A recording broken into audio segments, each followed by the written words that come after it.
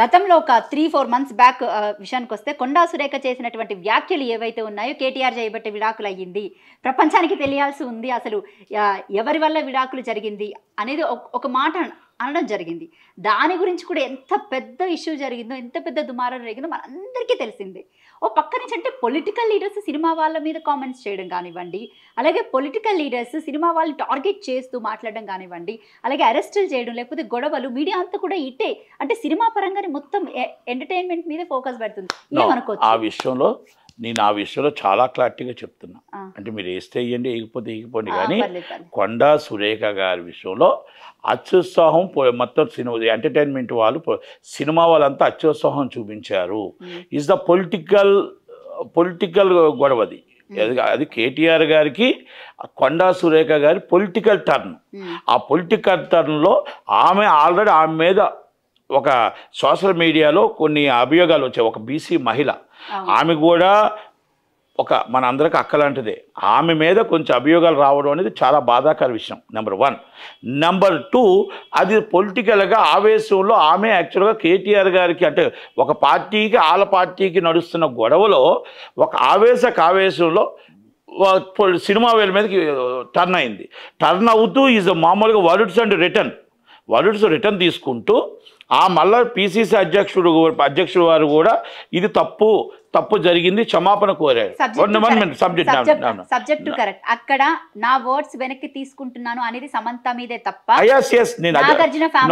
నేను ఒక్క మాట ఏనండి, సమంత గారి మనసు బాధ అనిపించింది కాబట్టి ఆ మనసు మీద నేను తీసుకుంటున్నాను అని, అంటే ఆడపిల్ల కాబట్టి చెప్పింది.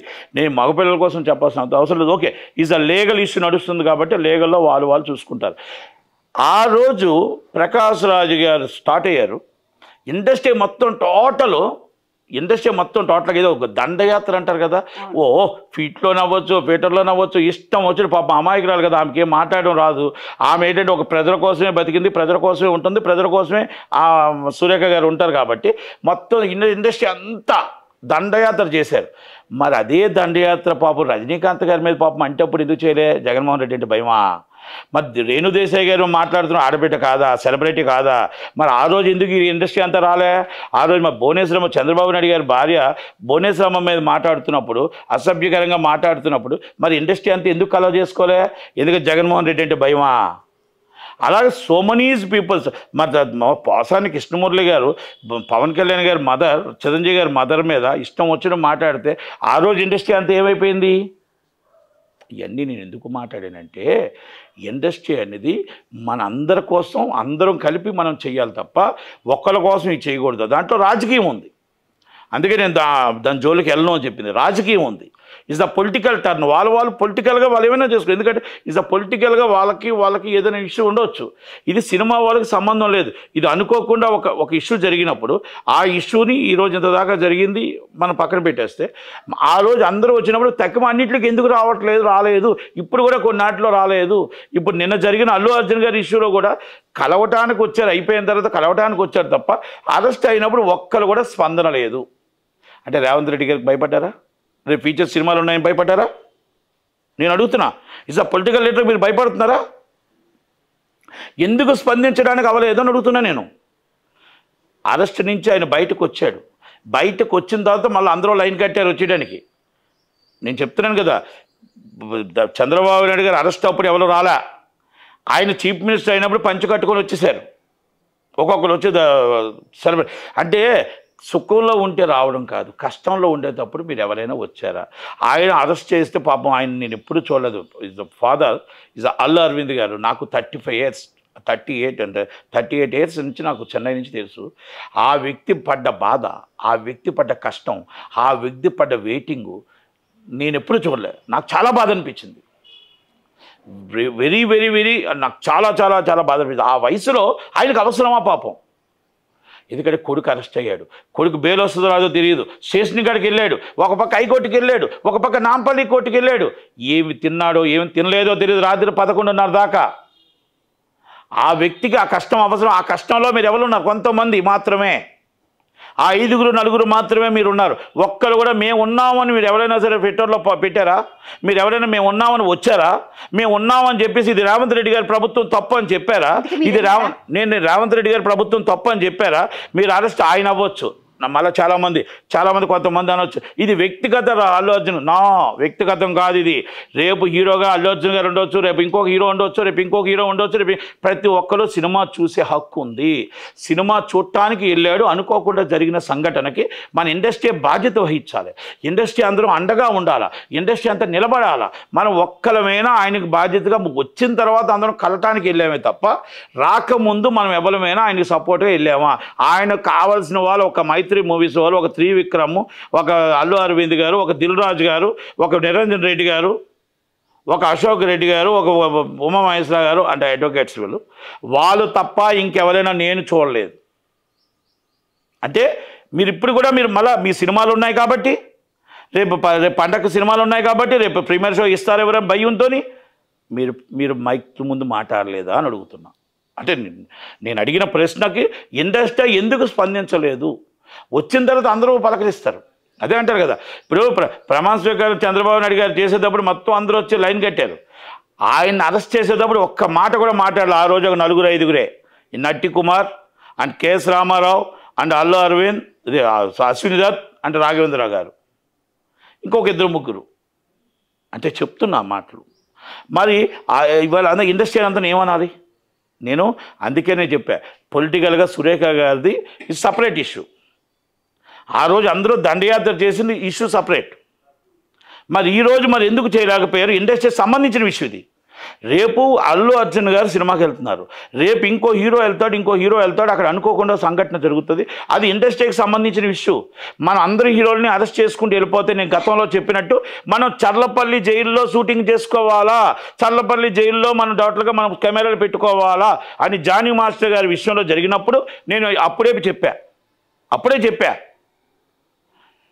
పోలీసులు ఎప్పుడుదో కేసులు తీసుకొచ్చి ఈ కేసులు 10 సంవత్సరాల ముందు పలానా అమ్మాయి నన్ను ఎలా చేసింది అంటే తీసుకెళ్ళి లోనే ఇస్తే మనం షూటింగ్స్ అన్నీ కూడా చర్లపల్లి జైల్లో పెట్టుకోవాలా అని చెప్పాను. ఇది నిజం అవుతుందా లేదా?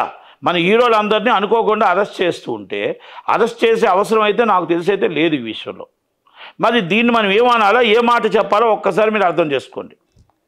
ఇది రేవంత్ రెడ్డి గారి ప్రభుత్వంలో తప్పా కాదా? అలాగని మీరు ఎందుకు ఖండించలేకపోయారు? అందరూ వచ్చి పలకరించి అరెస్ట్ చేయడం మీరు ఒకరోజు ఉన్నారు, అయ్యో సారీ బ్రో అని అన్నారే తప్ప ఒక్కలైనా వచ్చి ఈ అరెస్ట్ని మేము ఖండిస్తున్నాం, ఇది రేపు నాకు జరగచ్చు అని ఒక్కలైనా అన్నారా? అదే మా ఇండస్ట్రీ ఏంటంటే మా ఇండస్ట్రీ కోసం ఏంటంటే ఇండస్ట్రీకి ఒక హెచ్చరిక అనుకోవచ్చా? ఇది 100% హెచ్చరిక, 100% హెచ్చరిక. నన్ను గుర్తుపెట్టుకోండి, నన్ను మర్చిపోవద్దు.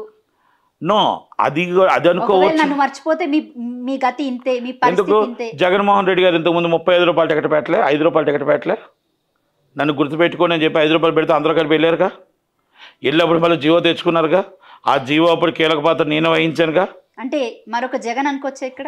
ఎందుకు అనుకోవచ్చు? ఏదైనా అనుకోవచ్చు. అంటే నేనేమంటున్నానంటే రేవంత్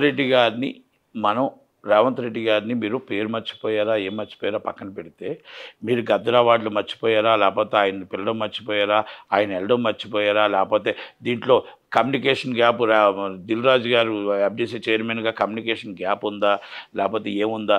రేపు పండక్కి 2000 రూపాయలు పెట్టండి టికెట్, 2000 పెడదాం, 1500 వద్దు, 2000 రూపాయల టికెట్. ప్రజలు రక్తం తాగడానికే కదా మనం ఉన్నాం. వాళ్ళు తాగేద్దాం రక్తం, ఆ రక్తం తాగి పీడించేద్దాం. ఇండస్ట్రీలో ప్రజలను రానివ్వకుండా, థియేటర్కి రానివ్వకుండా దూరం అయిపోయేటట్టు చేసేద్దాం. 2000 టికెట్ ఎట్టేయండి. ఇంకా అంటే గవర్నమెంట్ మేము రేట్ ఇచ్చాం, మీరు రేట్ ఇవ్వడం కాదండి. ఎంటర్టైన్మెంట్ కూడా ఒక భాగం. కొన్ని లక్షల మంది కుటుంబాలు ఈ ఎంటర్టైన్మెంట్ మీద భాగమై ఉన్నారు. Highest rate is at before 10 years 350 rupees దాటలేదు. మీరు వచ్చి 460 రూపాయలు ఒక దేవరాకు చేస్తే మళ్ళీ ఈ సినిమాకి ప్రొడ్యూసర్ అడిగాడా, ప్రొడ్యూసర్ అడగలేదా, 1300 రూపాయలు టికెట్ పెట్టారు. అంటే ఇది ప్రజలను మనం రక్తం తాగడం కాదా? 500 రూపాయలు పాప్కార్న్ అమ్ముతుంటే పట్టించుకోలేని గవర్నమెంట్ అని అడుగుతున్నా. 350 రూపాయలు కోక్ అమ్ముతుంటే పట్టించుకోలేని గవర్నమెంట్ అని అడుగుతున్నా. 200 రూపాయలు సమాసం అమ్ముతుంటే పట్టించుకోలేని గవర్నమెంట్ అని అడుగుతున్నా. మరి వీళ్ళందరికీ ఎవరికి ఏ కార్పొరేట్ కంపెనీకి దోచుకోమని చెప్తున్నారు అని అడుగుతున్నా నేను. ఇక్కడ ఆల్రెడీ చిన్న సినిమా నిర్మాతలు కూడా ఉన్నారు, చిన్న సినిమా తీసేవాళ్ళు ఉన్నారు. ఒక రేట్లు అటు ఇటు రెండు కలిపి మనం ఒక రేటుకి అలవాటు పడిపోతే ఎగ్జిబిటర్ సినిమా థియేటర్ మాకు ఎందుకు ఇస్తాడు అనేది కూడా అర్థం చేసుకోవాలా. మీరు ఇష్టం వచ్చినట్టు రేట్లు పెంచి ఆ రేట్లలో తొక్కుసులాట్లో ఒకవేళ కానీ ఏమైనా జరిగితే మరి వాళ్ళని మనం అరెస్ట్ చేస్తే బాగుంటుందని అంటున్నారు. ఎంతమంది హీరోలు అరెస్ట్ చేసుకుంటూ వెళ్ళిపోతారు. ఇది ల్యాండ్ ఆర్డర్ ప్రాబ్లం అని చెప్పేసి మీ స్టేషన్ హౌస్ ఆఫీసర్ మీద కేసు పెట్టరా? ఇది ల్యాండ్ ఆర్డర్ ప్రాబ్లం అని చెప్పేసి ఇది గవర్నమెంట్ వైఫల్యం అని ఇంటెలిజెన్స్ వైఫల్యం అని తెలియదా? అంటే నేను ఇటు గవర్నమెంట్ని ప్రశ్నిస్తున్నా, ఇటు అల్లు అర్జున్ గారి టీంని ప్రశ్నిస్తున్నా. మీరు కరెక్ట్గా టీం చూసుకోకపోవడం, ఆయన ఇరికించడం, ఆయన తీసుకెళ్ళడం అనేది ఫస్ట్ తప్పు. సెకండ్ తప్పు, మీరు ఆల్రెడీ ల్యాండ్ ఆర్డర్ ప్రాబ్లం అవుతుందని, అక్కడ ఇష్యూ అవుతుందని, అక్కడ హీరో రాకూడదని మీరు నోటీస్ ఇచ్చేటప్పుడు మీరు ఎందుకు ఆయన నోటీస్ ఇచ్చిన తర్వాత కూడా ఆగకపోతే ఆయన అరెస్ట్ చేసే రైట్ మీకు ఉంది. మీకు ప్రత్యేకత ఇస్తే మమ్మల్ని అరెస్ట్ చేసే రైట్ ఉంది. ఇంటికాడ మీరు ఆపొచ్చు, ఆ కాన్వాయ్ని మీరు ఇంటికాడ ఆపొచ్చు. మీరు ఎందుకు ఆపలేదు అంటే వైఫల్యం రెండు దిక్కులా కనబడుతుంది. ఒక దిక్కున వైఫల్యం ఉంటే రెండు దిక్కున వైఫల్యం ఉంటుంది. రేపు పండగకి మరి ఏం చేస్తారో చూద్దాం. బెనిఫిట్స్ వాళ్ళు ఇవ్వండి. బెనిఫిట్స్ వాళ్ళు 9:30కి ఇచ్చారు, వద్దు ఉదయం 6 గంటల నుంచి ఇచ్చేద్దాం మళ్ళా షోలు. అంటే బిఫోర్ డే 6 గంటల నుంచి 2500 పెట్టుకోండి, 2500 పెట్టేయండి. మొత్తం హీరోలు అందరినీ కలిపి ఒక షోకి ఒక హీరో ఒక థియేటరు, ఒక షోకి ఒక థియేటరు, ఒక షోకి ఒక థియేటరు, హీరోలు మొత్తం తిప్పియండి. ఏంటండి ఇది? మీ ఇష్టం వచ్చిన రేట్లు ఇవ్వడం, కోట్ల రూపాయలు వాళ్ళు వసూలు చేసుకుందాం అంటే ప్రొడ్యూసర్లు అడిగారనుకోండి, మీరు ఇచ్చేటప్పుడు ఆలోచన లేదా?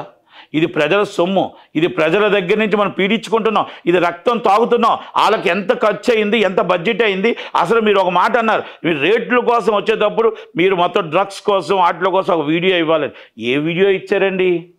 అల్లు అర్జున్ గారు ఏ వీడియో ఇచ్చారు? మీరు ఎలాగిచ్చారు రేట్లు? ఒక్కసారి కోమటిరెడ్డి వెంకటరెడ్డి గారు, అలాగే దిల్ రాజు గారు ఎఫ్డీసీ చైర్మన్గా, అలాగే రేవంత్ రెడ్డి గారు దీనికి సమాధానం చెప్పాల్సిన బాధ్యత ఉంది. ఆయన మళ్ళీ చాలా గొప్పగా చెప్తున్నారు రేవంత్ రెడ్డి గారు, రేట్లు మేమే ఇచ్చాం, బెనిఫిట్స్ మేమే ఇచ్చాం, కానీ చచ్చిపోవడానికి కారణం మాత్రం మేం కాదు, అది అల్లు అర్జునే. రేట్లు మీరే ఇచ్చారయ్యా. బిఫోర్ 9:30 షో మీరే ఇచ్చారు. బిఫోర్ 9:30 షో మీరు ఇచ్చారు. ల్యాండ్ ఆర్డర్ ప్రాబ్లం అయింది, తొక్కుసలాట జరిగింది, ఇంటెలిజెన్స్ ఫెయిల్ అయింది, అల్లు అర్జున్ గారి టీం ఫెయిల్ అయింది. ఆయన అందుకనే ఆ ఫెయిల్ అయింది కాబట్టి ఆయన అనుభవించాడు. ఈరోజు ఒకరోజు జైల్లో ఉండాల్సి వచ్చింది, లేకపోతే ఎందుకుంటాడు? అందుకే అంటారు మన కాగితం మనం జాగ్రత్తగా చూసుకోవాలా. మనం వెళ్ళేటప్పుడు మన ప్రయాణం మనం కరెక్ట్గా చూసుకోవాలా. డ్రైవర్ ఉన్నా కూడా డ్రైవింగ్ ఏ విధంగా చేస్తున్నాడు, ఎన్ని కిలోమీటర్లు చేస్తున్నాడో చూసుకోవాల్సిన బాధ్యత కూడా మనకు ఉంది. అక్కడ ఏమైనా నష్టం జరిగితే ఆ నష్టం మనకు జరుగుతుంది కదా. రేపు ఎవరో మనకు చూసి మన టీం ఉంది కదా అని నమ్ముకుంటూ వెళ్ళిపోతే ఈ జైలు పాలు అవుతాం అనేది ప్రతి హీరో, ప్రతి సెలబ్రిటీ అండ్ పొలిటికల్ లీడర్స్ తెలుసుకోగలగాల. ఇంకోటి కూడా చెప్తున్నా, రేపు ఉదయాన్ని పరదరగా ఏ మీటింగుల్లో ఏం జరిగినా కూడా, ఏ తొక్కుసలాట జరిగినా కూడా, ఏ ఒక్క ప్రాణం పోయినా సరే ఆ మీటింగ్కి వచ్చిన ముఖ్య అతిథి చీఫ్ గెస్ట్ని ముందు తీసుకెళ్ళి లోన్ వేసివ్వాల్సిందే. ఫస్ట్ అక్యూజ్డ్ A1 చీఫ్ గెస్ట్ని లోన్ వేసేయాల. ఈ ఆడియో అవ్వచ్చు, అది పొలిటికల్ మీటింగ్ అవ్వచ్చు, ఏమైనా అవ్వచ్చు. ఇది కొత్త నాంది మొదలుపెట్టారు. ఇది 100%. ఈసారి మీరు మీటింగ్ పర్మిషన్ తీసుకున్న వాళ్ళని కాదు, ఆర్గనైజింగ్ చేసిన ఈవెంట్ వాళ్ళని కాదు, ఎవరు మీటింగ్ మైకులో స్పీచ్ ఇస్తారో, ఎవరు మైకులో మాట్లాడతారో ముఖ్య అతిథిగా వాళ్ళే A1, తర్వాత A2, A3, A4 అవుతారు. ఇది మాత్రం గుర్తుపెట్టుకోవాలి. ఇది లెసను, ఇది జీవితంలో మనం గుర్తుపెట్టుకోవాల్సిన రేవంత్ రెడ్డి సర్కార్ వారి ఇది మొత్తం అల్టిమేటం అని చెప్పుకోవాలి. సినిమా వాళ్ళకి ఇది లెసన్ అని మాత్రం చెప్పుకోవాలి. ఇది హెచ్చరిక అని కూడా చెప్పుకోవాలి. Thank you.